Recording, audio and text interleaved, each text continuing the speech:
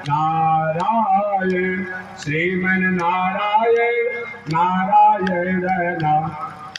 बोलिए श्री लक्ष्मी नारायण भगवान के, भाष्यकार भगवान रामानुजाचार्य स्वामी महाराज के, विश्व जगदाचार्य श्री चैतन्य स्वामी जी महाराज के।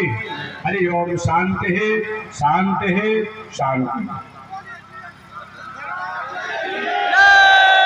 आगे जैसी यहाँ की व्यवस्था होगी उस व्यवस्था में आप सम्मिलित होंगे और मैं अब आगे की यात्रा समेतम। साधु का मतलब ये दाढ़ी मुछ नहीं होता है, ये तो 2-4-6 महीने में कोई भी छोड़ेगा तो बढ़ जाएगा। ये बहुत बड़ी बात नहीं है। ये कोई भी व्यक्ति पुरुष हो 2-4-6 महीना साल भर छोड़ देगा तो किसी के दाढ़ी मुछ हो जाएगा, चुरकी हो जाएगा, सिखा हो जाएगा। तो मैं इसका विरोध भी नहीं कर रहा हूँ, इस दाढ़ी मूछ का मैं विरोध नहीं करता हूँ। ये दाढ़ी मूछ है ज्ञान का प्रतीक है, शांति का प्रतीक है, दया का प्रतीक है, प्रेम का प्रतीक है, सदाचार का प्रतीक है, सहिष्णुता का प्रतीक है, सरलता का प्रतीक है, सहजता का प्रतीक है, कोमलता का प्रतीक है। ऐसा अगर नहीं होता है इस दाढ़ी मूछ का कोई मतलब नहीं होता। इसलिए मैं निवेदन करना चाह रहा था कि संत का मतलब क्या होता है, साधु का मतलब क्या होता है।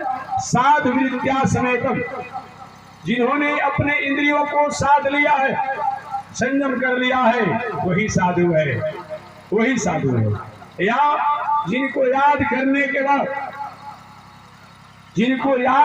के बाद परमात्मा की याद आने लगे, अपने चूकों पर पश्चाताप होने लगे, अपने भूलों पर अफसोस होने लगे और सत्य मार्ग की तरफ हमें प्रेरणा प्राप्त हो, उसी का नाम क्या है, साधु।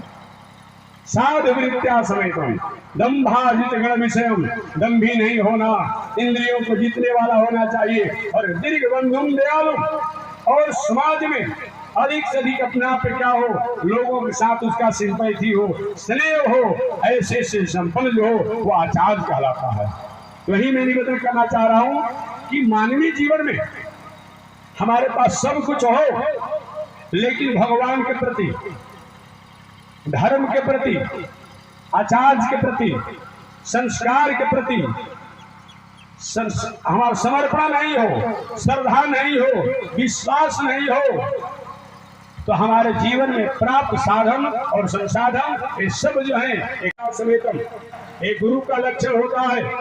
गुरु का मतलब क्या होता है, जो हमें असद मार्गों से सद मार्गों तक चलने की प्रेरणा दो या वहां पर पहुंचावे, उसी का नाम क्या है, गुरु। कहीं हम किसी कारण से भटकाव में हो, बुराइयों में हो, हामियों में हो, और जो इनसे हमें निवृत्ति दे दे, हमें दूर करा दे, उसका नाम क्या है, गुरु। या गुरु का मतलब क्या होता है, जो अपने संदेश, अपने आचरण, अपने संगत द्वारा आत्मा का प्रबोध करा दे, उसका नाम क्या है, गुरु। और बहुत सी व्याख्या है, मैं संक्षिप्त निवेदन करता हूँ। उपनिषद के अनुसार आचार्य की व्याख्या, सीधम, सबसे पहले आचार्य होना चाहिए, सिद्ध होना चाहिए। किस चीज का, सदाचार का, नैतिकता का, मर्यादा का, संस्कार का, इसमें किसी से समझौता नहीं करना चाहिए। व्यवस्था व्यवहार में समझौता कर लीजिए, लेकिन नैतिकता में किसी समझौता नहीं करना, ये आचार्य का प्रथम लक्षण होता है। सीधम सत्य संप्रदाय, और संप्रदाय भी उसका सत्य होना चाहिए। संप्रदाय किसे कहा जाता है जी, संप्रदाय का मतलब होता है संप्रदाय। सम माने सम्यक प्रकार से, प्र माने बड़े जोड़ों से, दाय माने देने वाला।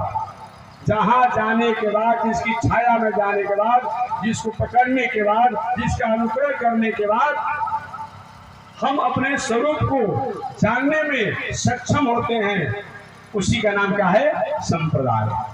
सीधम संप्रदाय, स्थिर मन घम, गुरु आचार्य का मन जो होना चाहिए स्थिर होना चाहिए। स्थिर माने शांत होना चाहिए। श्रोत्रियम, वेद शास्त्र इतिहास पुराणों में अपने आप निष्ठा रखने वाला होना चाहिए। ब्रह्मनिष्ठम, सत्यवाद, ब्रह्म ने वेद, विप्र, शास्त्र, धर्म, कर्म में निष्ठा करने वाला होना चाहिए। सत्यवाचम, सत्यमय जीवन जीना होना चाहिए। साधु वृत्त्या समेतम, और साधु वृत्ति से जीने वाला होना चाहिए, आयासी नहीं होना चाहिए।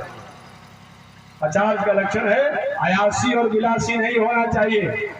शिष्यों को तो, भक्तों को तो ज्ञान वैराग्य उपदेश दे रहे हैं, आपने दिन भर में अपने आप क्या होता है, किस भाषा में कहना थोड़ा कमेंट हो जाता है, इससे मैं कम बोलना चाहता हूं, नहीं होना चाहिए। जो आज चल रहा है, आज चल रहा है, बड़े बड़े कथा व्यास, बड़े बड़े विद्वान, बड़े बड़े धर्माचार्य चला रहे हैं मंच पर, तो उनकी वक्तृत्व शैली, उनकी वाणी शैली, उनको उपदेश से मालूम पड़ता है कि वह स्वयं परमात्मा की तारतम्यता और तन्मयता की स्थिति से अपने आप में जुड़े हुए हैं। लेकिन जिन का बैकग्राउंड जब देखा जाता है उस मन से हटने के बाद तो पता चलता है कि शायद नरकों का कोई कर्मचारी वैसा होगा कि नहीं होगा। ये क्या मतलब होता है? कुछ तो सात्विकता को सीखिए, कुछ तो संस्कृति को सीखिए। आया तो हमेशा हमेशा के लिए पलायन होगा।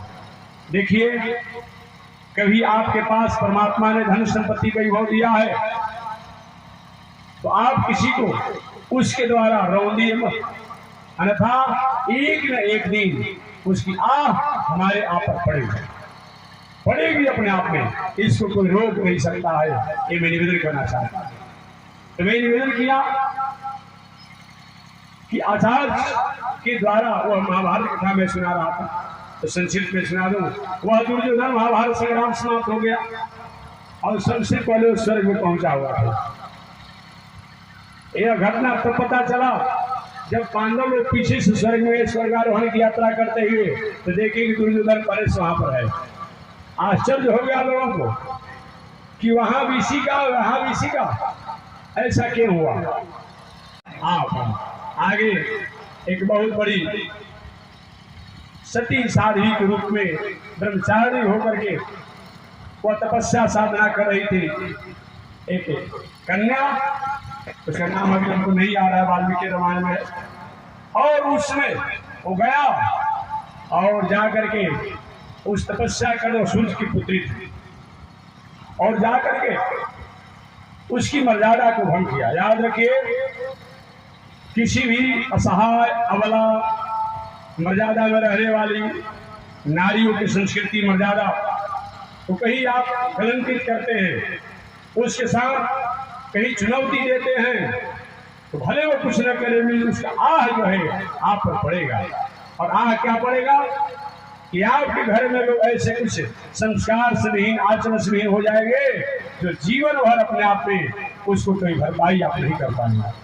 रावण ने क्या किया, उस वालिका जो तपस्या कर रही थी, भगवान श्रीमन नारायण ही मेरे स्वामी बने, गया और जाकर के उसको बलात्कार करके और अपना बनाना चाहा। तो अरे तुम्हारी दुस्साहस की सीमा समाप्त हो चुकी है, मैं तुम्हें हाथों में नहीं आऊंगी। और अपने हाथों से वो अपने शरीर को समाप्त करके कहा कि जाओ, मैं ही तुम्हारा मृत्यु का कारण बनूंगा।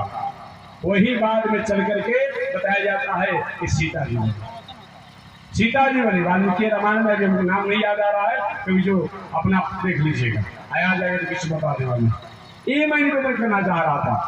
इतना ही नहीं, वहां साथ लगा। आगे आप जानते होंगे, रावण अपने नैतिकता की समापन की अंतिम सीमा पर था और किसी नारी को, किसी स्त्री को मर्यादा को भटका देता था। उन सभी का क्या विद्वान भाव में आता मत खुशी। तो मैं निवेदन करना चाह रहा था, विद्वता में आपको मैं बता दिया, बल में मैंने बता दिया, धन की बात मैंने बता दिया, कुल खानदान की बात मैंने बता दिया। और कुल खानदान की बात मत करिए, वर्चस्व इतना था कि भगवान श्री राम के वंश परंपरा के लोग भी, जिन्हें उनका नाम अभी मैं भूल रहा हूं, जो राजा अनरण जो थे अपने आप में सब जाकर के और राजा अनरण को पलायन कर दिया था भगवान श्री राम के वंश परंपरा में। तो मैं एक बार पढ़ रहा था राजा अनरण में ही जिसमें अपना पलायन हो के जाओ। मेरे ही वंश परंपरा में एक ऐसा होगा जो तुम्हारा मृत्यु का कारण बने।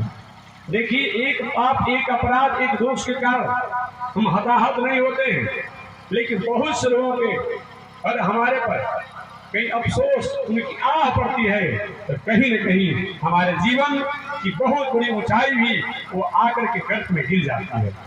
रावण के साथ यही उसके साथ हुआ, जिसमें रावण ने अपने वर्चस्व और बल को स्वीकार किया था। तो सबसे पहले क्या किया? सबसे पहले अपने भाई कुबेर पर ही आके बैठ दिया। ये रावण की नीति है कि दाल और दया इन दोनों को चूर कर देना चाहिए। इतना दमन करो, इतना दमन करो, कुछ नहीं पाओगे। ये रावण की नीति है। लेकिन हमारा भारतीय और वैदिक दर्शन है कि दाल और दया को आप अपने धन द्वारा, बल द्वारा, पद द्वारा, वैभव द्वारा, ईश्वर द्वारा दे करके, ले करके, समझा बुझा करके इतना मिला करके रखिए कि पता मत चले कि आप हैं कि आपका दयाद है। ये हमारा भारतीय दर्शन है। दाल कहीं अलग हो और चावल कहीं अलग हो, स्वाद आएगा? दाल जब सिद्ध होगा तभी तो चावल मिलाकर प्रसाद पाया जा सकता अच्छा तरीके से। ऐसा होना चाहिए। अर्थात भगवान ने आपको धन दे दिया है, बल दे दिया है, पद दे दिया है, आपका गोतिया, आपका परिवार, आपका दयाद जो है वो कहीं कमजोर है, उसको क्रोध मत कीजिए, उसको दमन मत कीजिए। उसकी आह पड़ेगी और वो आह आप पर कहीं कहीं करनी को ये बताया गया। रावण ने अपने बड़े भाई कुबेर के राज को छीन लिया, लंकापुरी को छीन लिया, उनके पुष्पक विमान को छीन लिया। आप कथा जानते होंगे, आपकी कृपा से सब काम हो रहा है, करते हो कन्हैया मेरा नाम हो रहा है। हम कर्म तो हम करेंगे, कर्म हम करेंगे, लेकिन ये मानेंगे कि जैसे पुतली को नचाने वाला, कठपुतली को नचाने वाला एक अलग नचाने वाला होता है, लेकिन दिखने में मालूम पड़ता है कि एक गुड़िया और पुतली अपने आप नाच रही है। ऐसा होता है तो ठीक है, हम करते हैं तो हम एक पुतली के समान हैं। ऐसे कहा भी जाता है कि सब ही नचावत राम गोसाई, आप पढ़ते भी हैं, वो तो ठीक है। एक व्यवहारिक में बात करूं, पुतली की अपनी क्षमता नहीं है कि अपने से नाचे, अपने से खेल दिखावे। वो तो नचाने वाला कहीं अलग होता है, लेकिन देखने वाला व्यक्ति ये कहता है कि नहीं, पुतली नाच रही है। ठीक वही हमारे आपके साथ है। हमें दुनिया में जो चहक रहे हैं, फल रहे हैं, फूल रहे हैं, खिल रहे हैं, आनंदित हो रहे हैं, ये अपने आप में अगर वो वहां से इशारा कर दे, वहां से कहीं ऑफ कर दे, ऑन कर दे, तो हमारा कोई मतलब ही नहीं होता है। इसलिए ये जानना होगा वो एक ऐसा तत्व है जो अपने द्वारा दुनिया को संचालित करता है, उसको भी जानना चाहिए। तमेव शरणं गच्छ, उनकी शरणागति करो। वो कौन है भाई?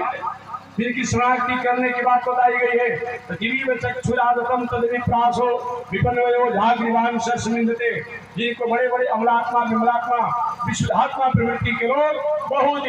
यदि किंचित हमारे जीवन में अगर कोई दुख आती है, समस्याएं आती है, आपत्ति विपत्ति आती है, तो हम पहले से अगर अपने आप रहते हैं तो हमारे मन में उदासी नहीं होती है। भगवान श्री राम द्वारा हम और आपको उपदेश प्राप्त होता है। मर्यादा पुरुषोत्तम राम है। दशरथ जी महाराज ने कुछ ही समय पहले भगवान श्री राम को सूचना दिया था, रघुनंदन अगले दिन आपका राज तिलक होने वाला है। राम जी पर कोई प्रभाव नहीं पड़ा, कोई प्रभाव नहीं पड़ा। और कुछ ही समय के बाद ये सुनने को मिला कि अगले दिन वनवास होगा, कोई उदासी नहीं हुई। इसी को श्रीमद् भगवत गीता में अर्जुन भगवान श्री कृष्ण से पूछे थे, हे प्रभु ये बताइए, स्थित प्रगस्य का भाषा, स्थित प्रगस्य का भाषा, स्थित प्रज्ञ किसे कहा जाता है? अर्थात परमात्मा के अधिकारी किसको माना जाता है? कौन ऐसा है जो परमात्मा का अधिकारी है? कैसे, उसके क्या लक्षण है? तो वही कहते हैं कि बहुत साधन संपन्नता होने के बाद भी जो अपने में मुकाबला नहीं होता है और जीवन में विषम परिस्थितियों के आने के बाद भी कहीं दुखी नहीं होता है, वो व्यक्ति स्थित प्रज्ञ है। जहां ले चलोगे वहीं मैं चलूंगा। जय। यदि किंचित हमारे जीवन में अगर कोई दुख आती है, समस्याएं आती है, आपत्ति विपत्ति आती है, तो हम पहले से अगर अपने आप रहते हैं तो हमारे मन में उदासी नहीं होती है। भगवान श्री राम द्वारा हम और आपको उपदेश प्राप्त होता है। मर्यादा पुरुषोत्तम राम है। दशरथ जी महाराज ने कुछ ही समय पहले भगवान श्री राम को सूचना दिया था, रघुनंदन अगले दिन आपका राज तिलक होने वाला है। राम जी पर कोई प्रभाव नहीं पड़ा, कोई प्रभाव नहीं पड़ा। और कुछ ही समय के बाद ये सुनने को मिला कि अगले दिन वनवास होगा, कोई उदासी नहीं हुई। इसी को श्रीमद् भगवत गीता में अर्जुन भगवान श्री कृष्ण से पूछे थे, हे प्रभु ये बताइए स्थित प्रगस्य का भाषा, स्थित प्रगस्य का भाषा, स्थित प्रज्ञ किसे कहा जाता है? अर्थात परमात्मा के अधिकारी किसको माना जाता है? कौन ऐसा है जो परमात्मा का अधिकारी है? कैसे उसके क्या लक्षण है? तो वही कहते हैं कि बहुत साधन संपन्नता होने के बाद भी जो अपने में मुकाबला नहीं होता है और जीवन में विषम स्थितियों के आने के बाद भी कहीं दुखी नहीं होता है, वो व्यक्ति स्थित प्रज्ञ है। जहां ले चलोगे वही मैं चलूंगा। जय आप केवल एक नैतिकता को छोड़ करके और सब कुछ उसे कर, बस इतना ही जानिए। एक नैतिकता को छोड़ करके लंकेश रावण के पास सब कुछ था। धन की बात करें तो मत पूछिए, पूरी लंका पूरी स्वर्णमय पूरी थी। बल की बात करें, महाभारत संग्राम में जितने वीर थे उतना रावण के यहाँ तो अपने आप में उसके दरबार लगाने वाले थे। और समझ लीजिए कितना बड़ा परिवार था, समझिए। बल की जहाँ बात करते हैं, साधारण कहीं किसी से अपने आप में आला कमान के अधिकारी की एक पीओ और चपरासी से परिचय हो जाता है तो वहीं फिर चलते हैं कि उनसे हमारा परिचय है। जमराज से लेकर के, इंद्र से लेकर के, वरुण से लेकर के, कुबेर से लेकर के सभी लोग दरबार लगाते थे लंकेश रावण के यहाँ।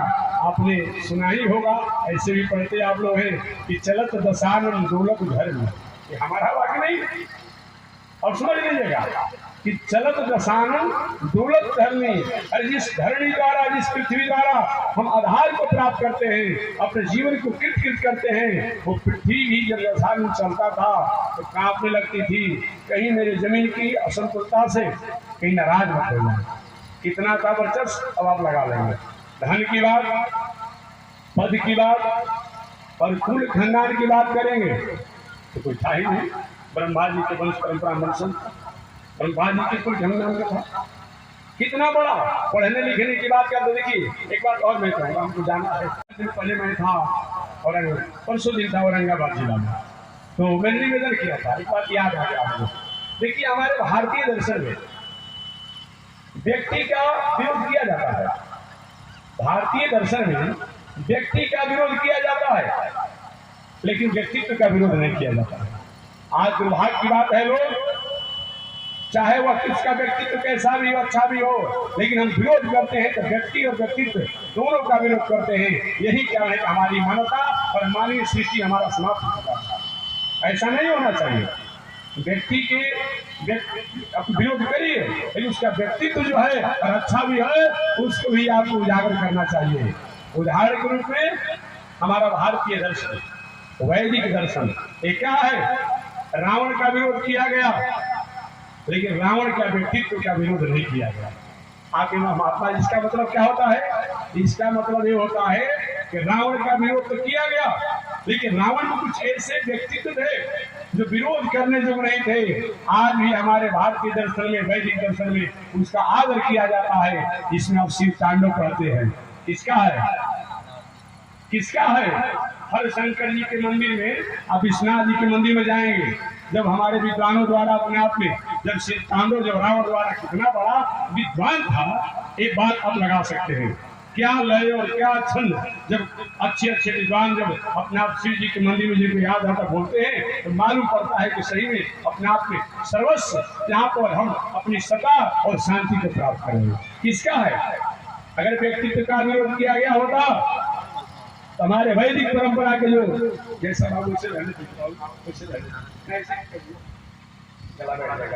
बस तो मैं निवेदन करना चाह रहा था, ऐसा अगर होता तो शिवतांडव को आज हमारे संत महात्मा लोग उसका पाठ करते। इसलिए मैं निवेदन करना चाहूंगा, आप समाज में रहते हैं, संसार में रहते हैं, जगत में रहते हैं, व्यक्ति में किसी प्रकार का मौलिक अपना दुर्गुण हो, दोष हो, उस पर भी विचार कीजिए, और उसमें मौलिक किसी प्रकार का सद्गुण हो उसको भी समाज में फैलाइए। यही मानव की पहचान है। ऐसा अगर हम नहीं कर पाते हैं तो हमने मानवता को प्राप्त करके हमने मानव स्वरूप को नहीं समझ रखा, ये समझना चाहिए। इतना ही नहीं, रावण द्वारा